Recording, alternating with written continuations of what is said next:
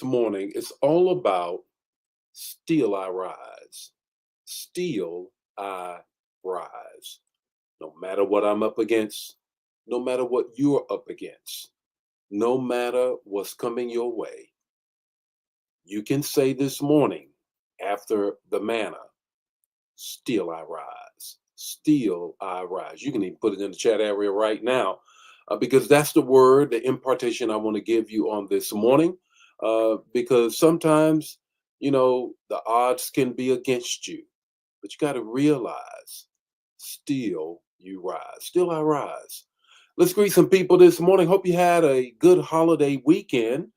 Like I said before on last week, I kind of retreated back from the whole fourth piece. I understand it's a day off and all of that, but it does not resonate and ring like it did before Juneteenth. Now, Juneteenth is my day. That's what I think about. And the fourth is, oh, it's just another day. It's a day that reminds me of um, our enslavement, but you know what I'm trying to say. Let's greet some people this morning, and then we're going to talk about Still I Rise. How many of you got your back against the wall about some things, whether it's family, finances, or just some decisions? Good morning, Ramona. How are you on this morning? Ella, how are you on this morning? Lenora, how are you on this morning? Yolanda, how are you on this morning? Worship yesterday was off the chain. I don't know about you, but it was off the chain. The Spirit of the Lord moved mightily on yesterday. How many did you get a word? What did the man of God minister on yesterday, or the woman of God minister on yesterday? Put that in the chat area as we get ready for this morning's manna. Good morning, Arlene. How are you on this morning? Deacon Joe, how are you? Gerald, how are you? Z, how are you?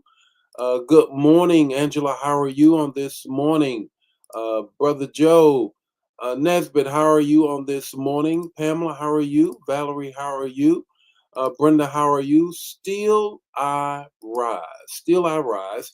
And I want to raise the question as well. I want to just ask that question. Um, what did a man or woman of God preach on yesterday? And did it minister to you? Put that in the chat area. Don't matter where you went to church. I just want to know.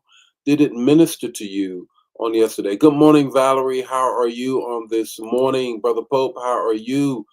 Joya, how are you on this morning? Dawn, how are you on this morning? That's right. Still I rise. Good morning, Deborah. How are you on this morning? Cynthia, how are you on this morning? Elder Mobley, how are you on this morning? What was the main thing that you got out of the word on yesterday? If you're a life changer, I want to see whether or not you were listening.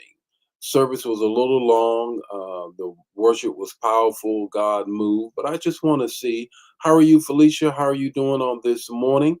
What did the one thing that you get, Carolyn, from the word of God, from the man of God that ministered in the house of God in which you were attended?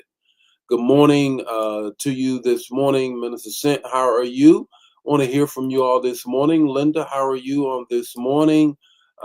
Valerie, how are you on this morning? What particular thing, Benicia, what was the particular thing that the man of God, the woman of God, whoever you were listening to, a house of worship, Samara, that you were like, that spoke to you? That spoke to you. What was the thing that grabbed you? I want to just see whether or not you were paying attention to the man or woman of God that ministered and had impartation into your life. Peggy, how are you on this morning? Good morning. Daisy, how are you? Life changer from afar, still hanging in there. Dan, how are you on this morning? Vicky, how are you on this morning? Still I rise. The NIV translation from Romans 8:31. You can just turn there as we get ready for this morning's manna. Good morning and welcome to Morning Manna, where in 5 minutes or less, you're going to get an impartation with the text, the talk, and the takeaway. Join the Morning Manna fam every weekday morning at 8 o'clock Central Standard Time. Don't forget to put in the chat the revelation that you get and share the manna. Now, let's get ready to have some manna so you can make it through your day. Romans 8:31. You've heard it before. Hear it again for the first time. NIV translation. What then shall we say in response to these things that you're up against? If God is for us, who can be against us? Let's talk about the context before we get into the talk of the text. Sometimes life starts lifing and the deck is stacked against us. And if you're not careful, people will count you out.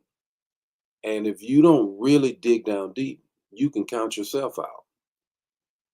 Paul in Romans 8 boldly asks a question that silences every statistic, everything coming at you. If God is for you, who can be against you? That's not arrogance, that's assurance. Paul isn't talking about ignorance or ignoring the reality.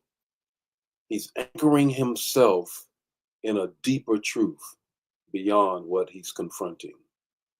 But now, here is Paul, who killed believers, who persecuted them, now is an apostle on their side. And you can understand why some just aren't feeling him and coming for him.